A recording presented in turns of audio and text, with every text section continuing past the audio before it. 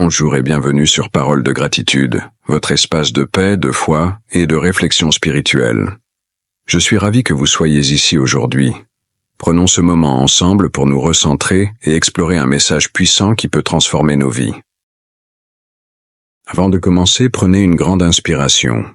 Laissez de côté les soucis du quotidien. Imaginez que vous êtes entouré d'une lumière douce et apaisante, un rappel de la présence de Dieu dans votre vie. Fermez les yeux, si vous le pouvez, et pensez à une chose pour laquelle vous êtes reconnaissant aujourd'hui. Peut-être un moment de calme, un sourire échangé, ou simplement le fait d'être là, à cet instant précis. Saviez-vous que la Bible regorge de paroles inspirantes pour cultiver cette gratitude et nourrir notre foi? L'un des textes les plus riches en sagesse et en encouragement est le psaume 103.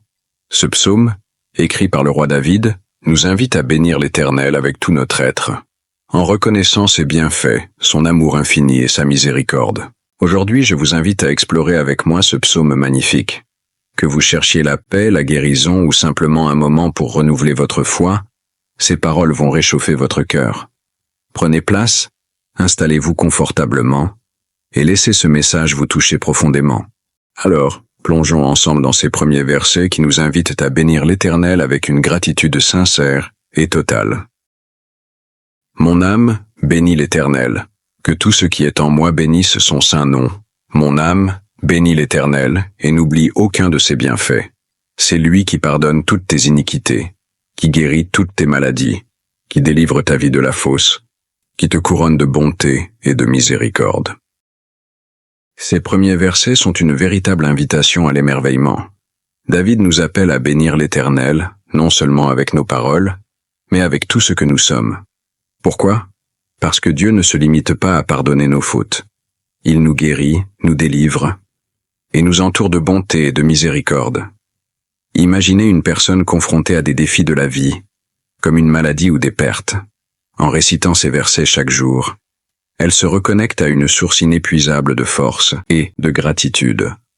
Ces mots deviennent un ancrage, un rappel que même dans la douleur, l'amour de Dieu ne faiblit jamais.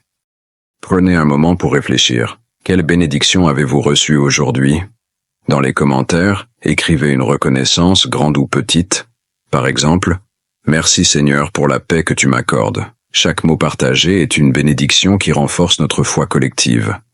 Nous avons célébré la gratitude, mais ce psaume nous emmène encore plus loin, dans la découverte de la guérison et de la miséricorde infinie de Dieu. Dieu, pardonneur et guérisseur, versets 6 à 14, écoutons les versets clés du psaume 103. L'Éternel fait justice, il fait droit à tous les opprimés.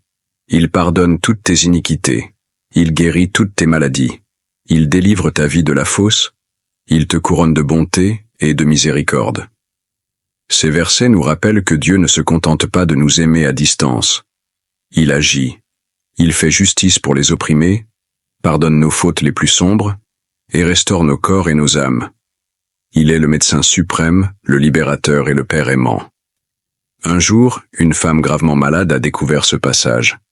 Elle répétait chaque jour, « Seigneur, tu guéris toutes mes maladies. » Avec le temps, elle a vu des améliorations, mais plus important encore, elle a retrouvé une paix intérieure qui a transformé sa vie.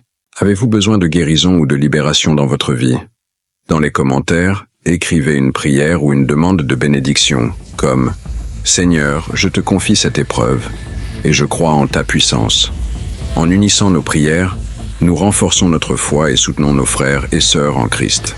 Et maintenant, passons au dernier verset, une célébration éclatante de la compassion et de la souveraineté de Dieu. La compassion éternelle de Dieu, versets 15 à 22, pour ceux qui gardent son alliance et se souviennent de ses commandements afin de les accomplir, l'Éternel a établi son trône dans les cieux, et son règne domine sur toutes choses. Bénissez l'Éternel, vous ses anges, qui êtes puissants en force et qui exécutez ses ordres. Bénissez l'Éternel, vous toutes ses œuvres, dans tous les lieux de sa domination.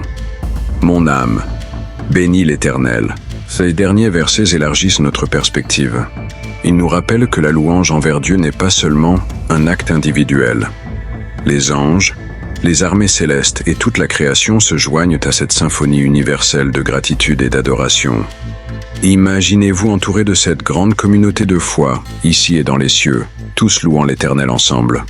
C'est une vision qui réchauffe l'âme et nous rappelle que nous faisons partie d'un plan divin bien plus grand.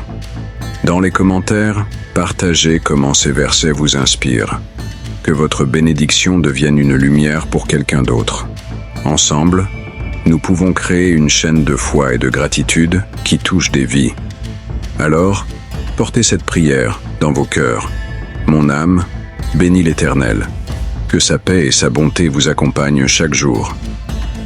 Si cette réflexion vous a inspiré, aimez cette vidéo et abonnez-vous à Paroles de Gratitude. Activez la cloche pour rester connecté à nos messages de foi. Et surtout, partagez cette vidéo avec vos proches. Vous pourriez être la bénédiction dont ils ont besoin aujourd'hui.